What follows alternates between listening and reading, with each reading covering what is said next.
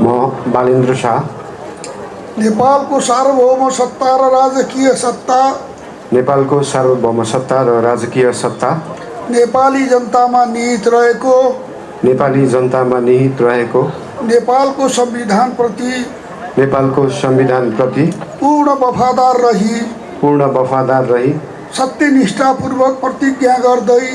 सत्यनिष्ठापूर्वक प्रतिज्ञा गर्दै ईश्वरको देश र जनताको नाममा ईश्वर देश र जनताको नाममा शपथ लिन्छु कि प्रधानमन्त्री पदको जिम्मेवारी प्रचलित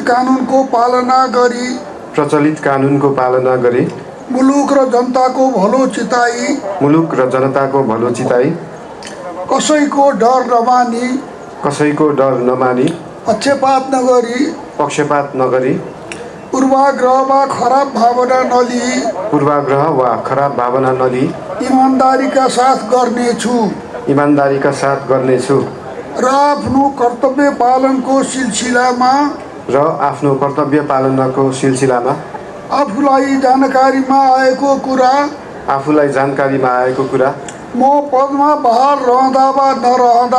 म पदमा बहाल रहँदा वा नरहँदा जुनसुकै अवस्थामा पनि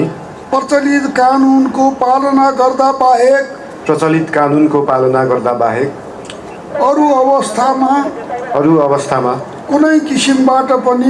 कुनै किसिमबाट पनि प्रकट वा सङ्केत गर्ने छैन। धन्यवाद।